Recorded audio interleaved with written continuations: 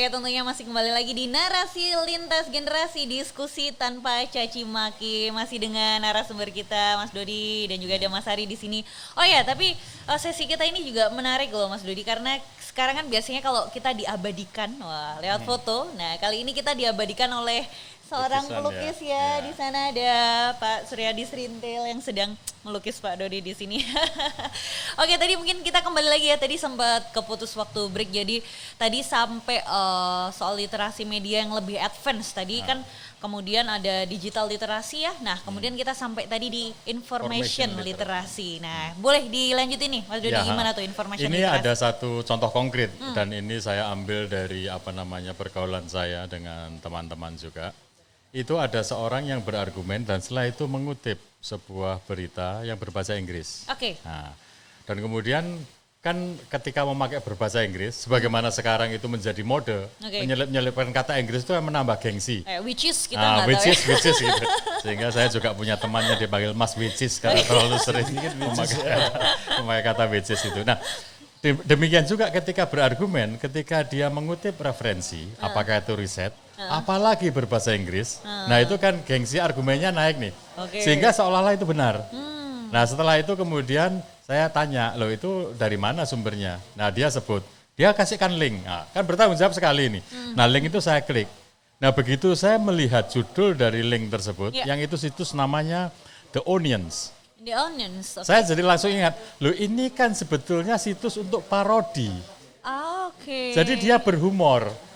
Nah, apakah itu humor politik, apakah itu humor sosial, para public figure di situ itu dibahas dengan plesetan peristiwa. Jadi canggih nih ya, plesetannya tidak hanya kata, tapi peristiwa. Dan judul The Onions itu sendiri kan plesetan dari State of the Union. Di Amerika, yang itu kayak pidato resmi dari presiden. Itu the State of the Union. The State of the Union. Jadi The ini Onions kemudian ini The Onions. Jadi seolah-olah itu plesetan dari Union itu tadi. Nah dengan sendirinya ketika itu dikutip, loh kalian ini loh berdebat dan mengutip dan berargumen, kok parodi?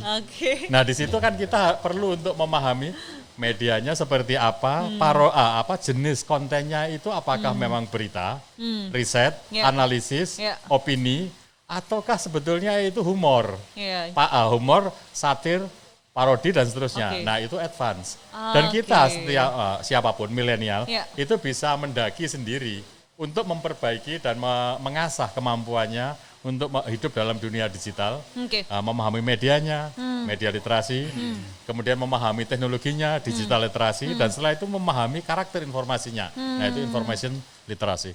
Nah itu tadi kan berarti dia sebenarnya berargumen tanpa tahu pasti bahwa yang dia kutip itu ternyata adalah humor ya, parodi, dan dia berbadan, oh ini statement nih gitu, padahal bahasa Inggris lagi. Which is ini adalah statement gitu, statementnya ternyata salah. Mas Ari gimana nih nanggepin hal ini saya lihat ada kecenderungan juga, ini muncul kegalauan, ketidakpercayaan dan seterusnya. Di kita masyarakat baru dengan informasi sebagai sebuah kebutuhan yang bahkan wajib, kebutuhan pokok. Di 9 bahan pokok itu salah satu sekarang informasi. Sembako itu. Iya betul. Jadi gini, ketika ini salah satu contoh ini ya, yang tadi ilustrasi Mas Jody kalau kita tarik dalam isu atau tema mengenai pandemi COVID. Ketika orang mendapatkan informasi itu dan tidak ada kebenaran tafsir atau otoritas yang memiliki tafsir atas informasi itu, orang galau. Sebenarnya tanda-tanda orang COVID itu kayak apa? Dulu awal begini, boleh nggak nih pakai masker? Nggak boleh, pakai ini. Orang ribut. Terus baru kena geringgingan gitu aja dikira COVID. Saking betapa orang waktu itu galau. Saya ingin mengatakan begini, di tengah situasi kegalauan, distrust, ketidakpastian, disitulah hoax biasanya menemukan arenanya, ruang yang luar biasa. Sehingga saya ingat literatur yang seringkali dilacak dan dirujuk oleh teman-teman itu, ketika hal-hal yang salah itu diulang-ulang dan tidak ada counter atas itu, dia dianggap sebagai sebuah kebenaran yang disebut dengan post-truth itu. Nah kalau bayangin kalau ada hal-hal di-share tanpa diverifikasi atau dilacak ulang, alat aja nggak ngerti, mulai dari sumbernya mana, ya terus kemudian kalaupun ada sumber ini kredibel enggak gitu. Kontennya itu kalau Kalau itu benar, kalau konten itu disebar, kira-kira dampak sosialnya makin baik atau buruk, itu nggak terpikirkan. Akibatnya apa? Ini PR kita bukan hanya literasi media, kemudian literasi digital dan literasi informasi juga. Ini semua kalau kita kemas, social literasi atau pencerahan kita, upaya-upaya itu juga harus ada. Bahwa ternyata itu bisa aja benar. Ada kebakaran, orang berlaku membakar tempat ibadah, gitu. Benar, terjadi gitu. Tapi kalau ini kira-kira disebar, menciptakan kemarahan atau enggak sih? Nah itu hal yang berbeda lagi kan. Artinya kadang-kadang orang tidak mengalkulasi dampak itu. Saya membuat ilustrasi ini untuk mengingatkan pada kita soal pandemi tadi sebagai ilustrasi awal aja bahwa kalau tidak ada otoritas yang kredibel, itu bahaya sekali. Ingat nggak antar kementerian berbeda pendapat? Yeah. Nah itu lalu siapa yang benar? Nah disinilah saya yakin kita punya tanggung jawab bareng-bareng. Bahwa tadi saya katakan pemerintah memang harus terdepan berinisiatif, instrumen dia minimal gitu ya, disiplin di dalam dirinya itu harus ada gitu. Nah memang ini PR buat kita ya di dunia kampus, NGO, apalagi pemerintah. Kolaborasi seluruh pihak lah ya. Iya karena Anda bisa bayangkan orang memotret sesuatu, ini cerita yang anak-anak milenial tadi dulu. Sekarang ini anak milenial ini sedikit-sedikit kan upload. Ya, saya buat ilustrasi kalau orang di jalan kecelakaan itu tidak ditolong dulu tapi direkam dulu, diupload dulu. Mau makan aku foto dulu gitu, upload dulu. Ya kalau makan enggak, kalau ada kecelakaan diupload dulu, setelah diupload meninggal enggak sempat nolong. Nah, dimensi kemanusiaan akhirnya dilampaui oleh urusan-urusan ngeksis loh gitu. Ini bukan sesuatu yang saya katakan semua anak milenial begitu enggak. Gejala ini juga penting. Anda bisa bayangkan kalau di media itu banyak sekali anak naik motor, naik mobil sambil lihat HP gitu. Dia tidak mau melewatkan sedetik ketika upload artis tentang sepatu baru gitu. Itu kemudian dia kena jalan yang nggak ngerti kemudian terjatuh. Mas bentar, aku agak protes. Ini nggak cuma milenial loh. Tidak ya milenial. Iya, lintas generasi juga kayak gitu tuh. Ini contoh saja. Bahkan emak-emak juga gitu. Tapi tidak hanya emak-emak kan. Bapak-bapak gitu. Juga. Poin saya adalah saya pengen milenial ini harus tertantang untuk menjadi bagian terdepan literasi. Artinya anak-anak muda ini kan relatif sensitif pada teknologi. Ya, dialah cepat. Bukan meskipun minta uangnya dari orang tua, tapi cepet ganti HP gitu ya. Tapi anak-anak muda sekarang banyak sekali yang kerja kreatifnya luar biasa, YouTuber tuh luar biasa dia dapat. Tapi saya berharap mereka pula sebagai agen melakukan pencerahan. Itu poin menurut saya penting sekali. Nah, ya ini kaitannya nih balik ke YouTube ini juga menarik. Kamu dapat fakta itu dari mana? Oh itu ada semuanya di YouTube. Nah, itu kan sering kali kayak gitu tuh juga sekarang itu. Padahal belum tentu ternyata apa yang ditayangkan di YouTube tuh kredibel kayak gitu. Tapi memang nggak tahu ya. Saya juga sebenarnya agak bingung juga. Kenapa kemudian media YouTube ini bisa jadi dipercayai bahwa ini semua yang ditayang di YouTube itu adalah fakta. Terutama sih mungkin di generasi kayak ibu saya, apakah mungkin mereka itu terbawa pemikiran bahwa sesuatu yang tayang itu selayaknya di zamannya ibu ya, radio, TV adalah memang sesuatu yang kemudian saat itu menjadi kredibel. Sementara karena saat ini saluran atau kanalnya berganti digital, yang diakses adalah YouTube. Nah, kemudian itu menganggap hal itu sama kayak gitu. Itu apakah seperti itu? Saya kira itu memang jadi dia memberikan sebuah impresi bahwa yang visual itu sesuatu yang nyata. Sebagaimana film bioskop itu kan kita melihat gerak yang seolah-olah real, meskipun itu film, kan begitu. Dan YouTube itu kemudian saya kira mengendarai itu. Jadi dia mengendarai bahwa kecenderungan orang untuk percaya pada hal-hal yang visual. Meskipun YouTube tidak mengklaim semua isinya atau kontennya itu adalah real, dan kemudian YouTube sendiri itu tidak mengklaim sebagai institusi media. Tetapi dia institusi teknologi, platform yang memberikan informasi untuk berada di sana. Nah tapi orang yang salah paham menganggap itu sebagai media. Dan media yang kemudian memproduksi informasi, enggak, YouTube itu kayak lapangan saja. Ada orang mau menaruh batu, ada orang mau menaruh bambu, ada orang itu apapun bisa ditaruh di sana.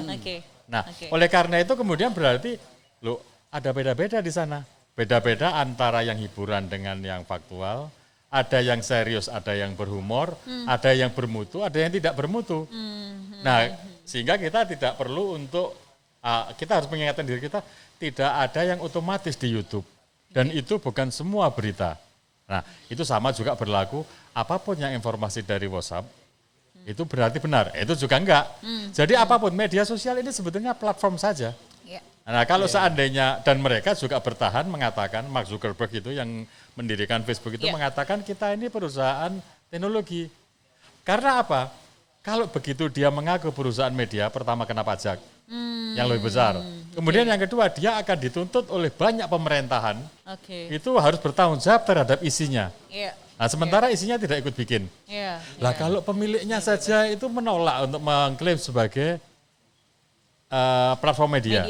Lah ngapain kita kemudian tiba-tiba melampaui pemiliknya dan menganggap itu media dan seolah informasi yang berasal dari dasarnya benar semua. Nah itu enggak. Berarti kita sendiri yang mengecoh diri sendiri. Gitu. Itu yang kita bahasakan bahwa ini kontestasi. Kalau orang unggah sesuatu yang sebenarnya nggak ada gunanya, nggak bisa kita larang. Dalam pengertian secara etik dan sebagainya. Tapi kalau yang baik, yang punya kecerdasan nggak mengisi, ya nanti diisi oleh hal-hal yang tadi, umpatan-umpatan tadi. Nah ini yang saya kira penting. Ini saya sedikit ya. Minggu lalu, ini ada kawan saya gitu. Ngirim berita, karena temannya itu sukanya hanya lihat judul gitu. Awas diperkirakan kira-kira jam sekian Merapi akan meletus. Arah abu di daerah ini. Dan ini mohon Anda harus waspada dan hati-hati. Oleh karena itu kiriman abu akan di beberapa tempat yang tadi sebut, mohon jangan share alamat rumah Anda supaya tidak dikirimi abu. Wahahaha gitu.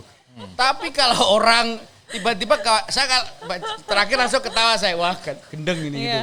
Tapi teman saya hanya baca atasnya, Merapi meletus ya Bung. Nah terus ini cerita real ini minggu lalu di grup kami. Itu gitu. jokes bapak-bapak banget sih.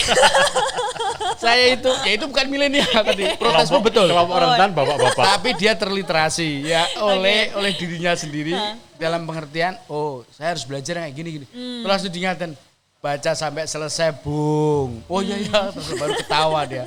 Tapi bayangin kalau itu berita tentang pembakaran kantor, berita tentang penyerangan daerah. Itu kalau belum apa-apa marah kemudian berangkat diserang gimana? Ini yang saya khawatirkan. Kalau hanya parodi yang tadi disebut oke, tapi kalau enggak itu. Dan itu bisa kemungkinan dihapus loh, hahanya di bawah itu. Oh iya. Nah, kalau kemudian kan di-share, di forward gitu ya. Nah itu kemudian yang bagian bawah yang humor, jangan dikasih tahu alamatnya nanti dikirimi abu. Nah, itu dihapus. Kan itu jadi berita bencana. Jadi orang menangkapnya. Dan orang bisa panik. Gitu. Dan itu bisa diedit di dalam genggaman. Bisa dalam genggaman. Dan itu dalam waktu hitungan detik. Wah, luar biasa. Oke, jadi konklusinya gimana nih, Mas Ari? Ya, saya rasa kita sejak awal mau membicarakan ini karena kita punya sensitivitas persoalan yang terjadi di sekeliling kita. Publik membutuhkan literasi dengan beberapa kategori tadi. Bukan hanya media, tapi juga digital, bahkan informasi. Yang kita perlukan, memang kita butuh undang-undang yang sekarang ini jalan. ITE harus efektif. Tapi jauh lebih penting adalah kita harus membangun kepedulian, mengajak di komunitas untuk cerdas, untuk juga melek, untuk punya kesadaran kritis atas informasi. Jangan sampai makin carut-marutnya gara-gara tidak ada literasi, orang anti kebebasan, itu bahaya. Sama juga ketika praktek berdemokrasi itu tidak ditandai oleh hal-hal yang membaik, orang menjadi anti demokrasi.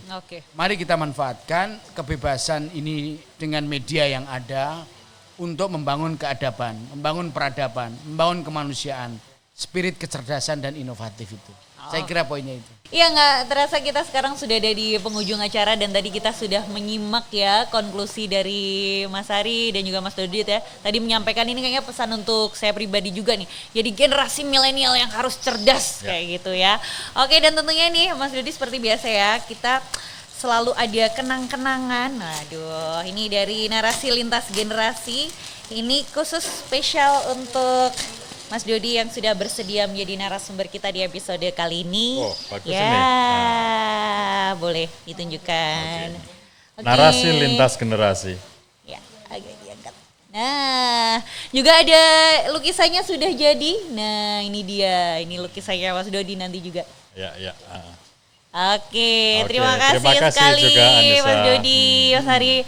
Oke, terima kasih ya sudah menyaksikan narasi lintas generasi, diskusi tanpa caci maki, dan tentunya acara ini diproduksi oleh Jampro Creative in association with Sanggar Maus Tradisi dan diselenggarakan di G-Spot Gallery of Serendipity and Opportunity serta supported by Telkomsel, The Real 4G LTE. Sampai jumpa di episode selanjutnya narasi lintas generasi. Saya Nisa Hertami bersama Mas Ari dan juga narasumber kami hari ini. Kami pamit undur diri. Kombo Sakti Telkomsel, Sakti Sakti teleponan, Sakti Sakti sosmedan, Sakti Sakti streamingan, semua jadi satu di Kombo Sakti Telkomsel, AKTI Kombo Sakti Telkomsel.